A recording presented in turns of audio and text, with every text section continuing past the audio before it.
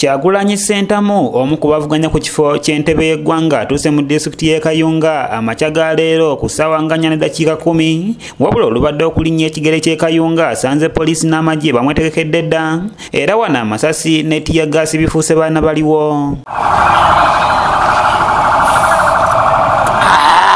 Ab'ebyokwerinda babadde bakutte emigemera wala okumulemesa okuyita mu tawuni y'e Kayunga okwolekera mu ssaza ly'Ebbaale gy'abadde alina okuba olukuŋŋaana ng'ono awerekeddwako poliisi n'amagye nga bamuyisa mu byalo wabula amaze n'abatolokako era bamwekangidde mu tawuni y'e Kitimbwa mu ssaza ly'Ebbaale era ne bamukomyawo.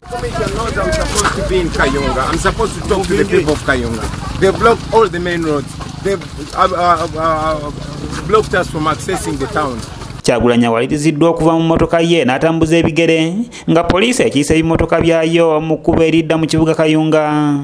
Now, even when they chased us to the dusty roads, we are using the dusty roads, still they came and blocked the way. Now, we are going to walk there or we are going to find an alternative.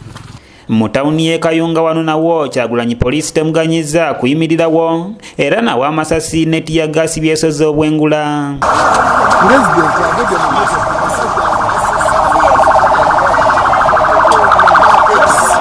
Mu kabuga k'ekyampisi ku kkubo eriva e Kayunga okudda e Jinja wano Kyagulanyi avudde mu mmotoka yogezaako kwogera ne poliisi ku nneeyisa gy'ebadde muyisaamu wano nawo amasasi ganyoose era nga waliwo n'abafuniddewo obuvune okuli n'omuserikale wa Kyagulanyi eyamwebwa akakiiko k'ebyokulonda ng'ono essasi limuyise ku liiso.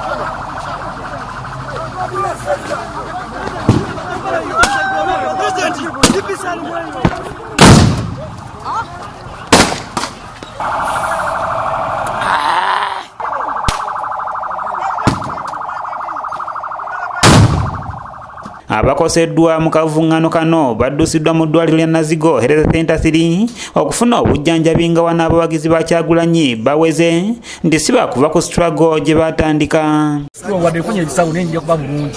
Ombaka nga president atuuse entebe mu ntebe. Ombaka alungi. Ombaka ajja kuba bulungi wadde bamukubye naye ajja kuba bulungi. Naye baganda baffe mina gye muli bannayuganda mujje tulwanirire eddembe. Omutaaveeyo ensi yaffe gasigala ng'erimbuwamu ng'eringa bwe mugiraba mulina ovaayo tulwanirire eddembe bannayuganda. Naye tetugenda kukkiriza bannayuganda mwenna abalendooza mulaba ebigenda mu maaso. Ono dikiteeta ajja tutta ffenna tumalewo singa tunaba tetubeeredde. Kyagulanyi amanyiddwa nga Bobi Wine ayogeddeko eri bannamawulire era ne yeewuunya akakiiko k'ebyokulonda bwe katakoze mulimu gwake era n'asaba akakulira alekulire bunnambiro. Abadde bagoberera ebigenda maaso mwalabye nga poliisi yagadde amakubo ge tulina okuyitiramu naye ate nga Electoral Commission naye kimanyi tubadde ne campaign olwaleero e Kayunga, e Jinja ne Kamuli.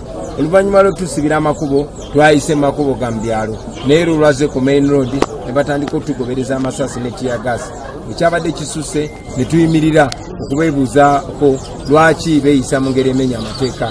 Bagenze bugenzi mu maaso ne batandika okuba abantu amasasi ne batandika n'okuba tiyagasi canisters. Kyagulanyi ategeeza nga poliisi bw'ebadde alina ekigendererwa eky'okumuttira mu Kayunga wabula essasi ne likwata omukuumi we. Akulira ebyokwerinda ku ttiimu yange Afande Kato ate nga yampebwa akakiiko ka byakulonda bamukubye eriiso ne balyasa ne producer Dan Magic gwe tutambula naye ku motoka emu gwe tula naye ku motoka ogumu abadde agezaako kuntaasa ne bamukuba ne bamuyuzaamu feesi omwa ne baguyuzaamu n'ennyindo ne bamugyamu n'amanyi n'engalo ze bbiri zivuddeko ebitundu n'agenda ng'alumiziddwa nnyo ne ku mukono. Eno y'embeera egenda maaso mu ggwanga. Mu Kiibi kameramaani yakusakidde eggulire erina okulwa ABS television. Ffe twabagamba era tuddamu bategeeza nti tetugenda kuzikiza era kati tweyongerayo. Tumanyi nti bakola bino ebikolobero okutulemesa bankwata ne bansiba e Nalufeenya ne batulemesa okutuuka mu disitulikiti 15. Bino ebintu Museveni abikola okutulemesa okutuuka mu bantu.